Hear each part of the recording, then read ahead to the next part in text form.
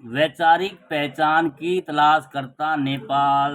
दोस्तों, Prabhu Chawla, editorial director the New Indian Express ji का लेख है प्रभु चावला का कि वैचारिक पहचान की तलाश करता नेपाल। नेपाल के शासकों की एक कठोर सबक मिला है। जब वादे टूटते हैं और लोगों का विश्वास आहत होता है, तब सत्ता बिखर जाती है। सोशल मीडिया की प्रचंड ताकत से लैस नेपाल के युवाओं ने सरकार गिरा दी। नतीजन के पी शर्मा ओली को इस्तीफा देकर भागना पड़ा।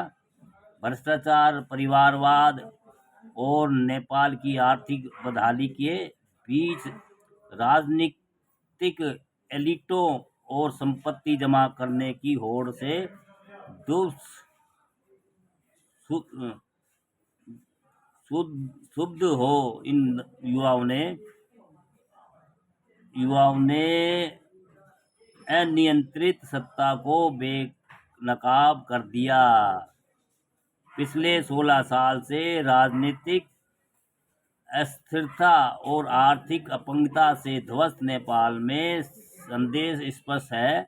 जो सत्तारूढ़ शासक जनता को धोखा देते हैं, वे उन्हीं लोगों के द्वारा हटाए जाते हैं जिनकी वे अनदेखी करते हैं। वैसे में हिंसा ही परिवर्तन की आवाज़ बनती है और नेपाल के युवाओं ने एक चुनी हुई सरकार को हटाकर एक विश्वसनीय विकल्प को सत्ता सौंपी है। उन्होंने स्वच्छ छवि वाली एक पूर्व मुख्य न्यायाधीश सुशीला कार्की को अंतरिम प्रधानमंत्री बनाया है। नेपाल की हिंसा को क्रांति नहीं कह सकते। यह सामूहिक गुस्से का नेताओं द्वारा छले गए परेशान लोगों का अनुभवहीन और नेतृत्वहीन विस्फोट था।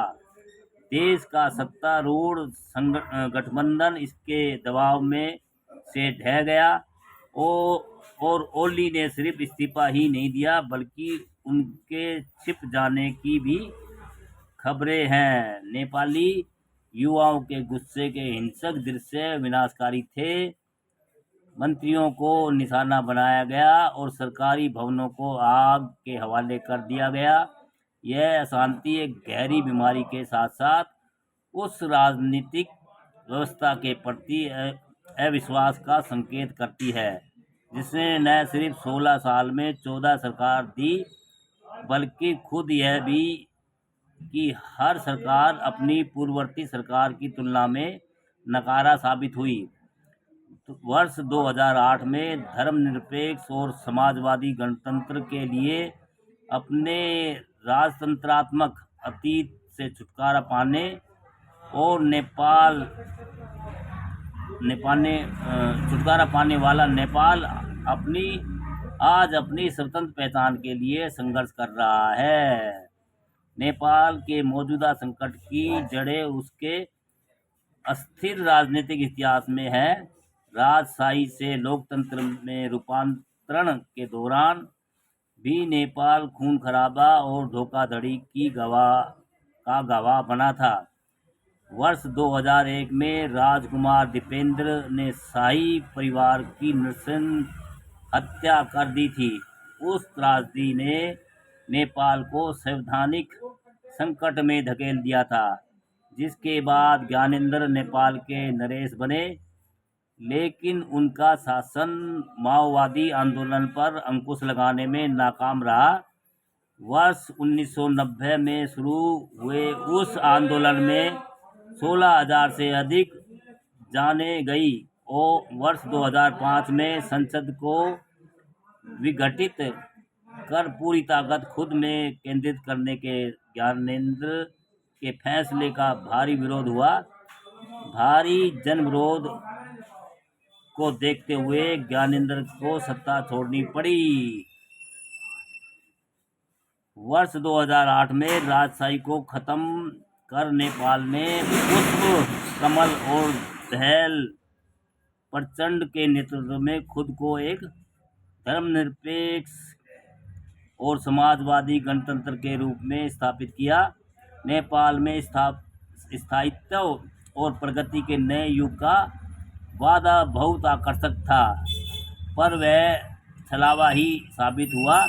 वर्ष 2008 से आज तक वहाँ कोई सरकार 5 साल का कार्यकाल पूरा नहीं कर पाई है और अंदरूनी प्रतिद्वंदिता, भ्रष्टाचार और अवसरवादी गठबंधनों के दबाव से गिरती रही है। मौजूदा संकट इन सब का मिला जुला परिणाम है। युवाओं द्वारा विरोध प्रदर्शन की शुरुआत सोशल मीडिया पर सरकारी प्रतिबंध के खिलाफ हुई थी। निरंतर सत्ता संघर्ष और समन्वयकारी एजेंडे के अभाव में शासन व्यवस्था अपंग हो गई है, जिस कारण नेपाल के बाहरी ताकतों से प्रभावित होने की आशंका बहुत बढ़ गई है। इनमें से चीन और पाकिस्तान की खुफिया एजेंसियों के हस्तक्षेप के आरोप ज़्यादा खतरनाक हैं, जो नेपाल में भारत का असर कम करने के लिए सक्रिय है। चीन ने जहां बेल्ट एंड रोड इनिशिएटिव के जरिए नेपाल में भारी निवेश किया है, वहीं पाकिस्तान नेपाल सीमा के जरिए भारत के खिलाफ साजिश रचने में लगा है। आर्थिक रूप से नेपाल भीषण संकट में है। इस वर्ष उसकी विकास दर लगभग 3.3% रहने वाली है, जो दक्षिण एशिया में सबसे कम है। भारत में प्रति व्यक्ति आय $2,700 और बांग्लादेश में प्रति व्यक्ति आय $2,500 के मुकाबले नेपाल की प्रति व्यक्ति आय $1,400 है।